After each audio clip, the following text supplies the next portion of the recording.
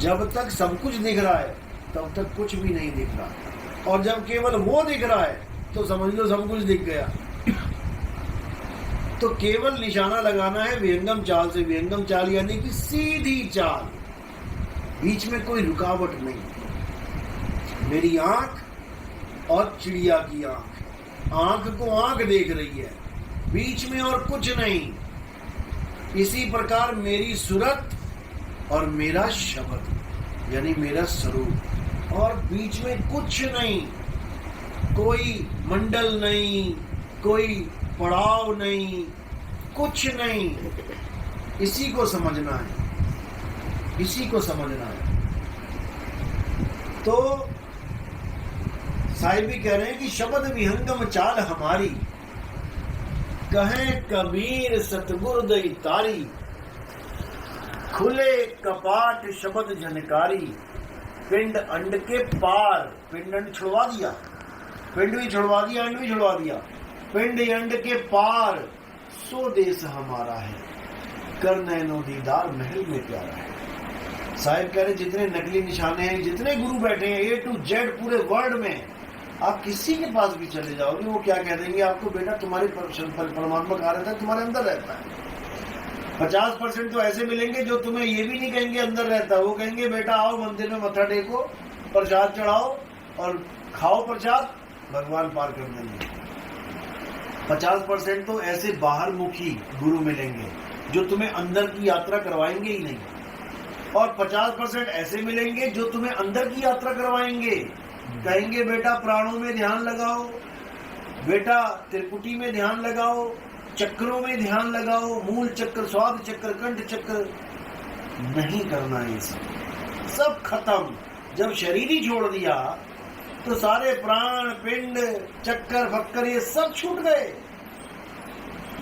अब केवल आत्मा का निशाना। जब गुरु से भेद मिलता है, सोई गुरु पूरा कहावे, 2 अक्षर का भेद बतावे। भेद यानी रहस्य, सीक्रेट, कि क्या है वो रहस्य। एक छुड़ावे, एक लखावे, तब प्राणी निज घर को जावे। पहले तो ये नकली नाम छुड़वा देवे, ये राम राम, वाहिगुरु वाहिगुरु, अल्लाह अल्लाह। नकली क्यों बोला? क्योंकि मैन मेड हैं, इंसानों के द्वारा बनाए गए हैं। एक असली हीरा है जो प्रकृति देती है, कोयले में मिलता है। एक नकली हीरा है, वो फैक्ट्रियों में बनता है, उसको हम कांच कह देते हैं। कांच का हीरा देखने में बिल्कुल वैसा लगेगा, लेकिन जब घन पड़ेगा ऊपर तो फूट जाएगा। एक असली सोना है जो मिट्टी में मिलता है, एक नकली सोना है जो फैक्ट्रियों में बनता है। सोने के कुंडल, सोने के नकली जो गलियों में 50-50 रुपए में बिकता है, उसमें मिलावट है। मिलावट है, दोनों नकली हैं। करा के वहां से उसकी बुद्धि चली कि आग भी कोई चीज है, उस आग से ही उसका जीवन बदलना शुरू हो गया। नहीं तो जानवरों की तरह रहता था। अब जब उसने आग की खोज कर ली तो वो साइंटिस्ट बन गया। खोज करने वाले को साइंटिस्ट कहते हैं। आग की खोज आज के युग के इंसान ने नहीं करी, वो उस इंसान ने करी जो कुछ बोलता भी नहीं था, जो कुछ जानता ही नहीं था, जो कपड़े भी नहीं पहनता था, जानवरों की तरह नंगा रहता था। उसने आग की खोज करने के बाद धीरे धीरे धीरे इसकी खोज करी, अक्षरों की खोज करी। ये जो हम अक्षर बोल रहे हैं ये खोज है, ये भगवान की देन नहीं है, ये हमारी खोज है। अगर भगवान की देन होती तो सारी दुनिया की एक ही देन होती। जैसे भगवान ने 2 आंखें दी, 2 कान दिए, तो सारी दुनिया के आदमियों को 2 आंखें 2 कान दिए।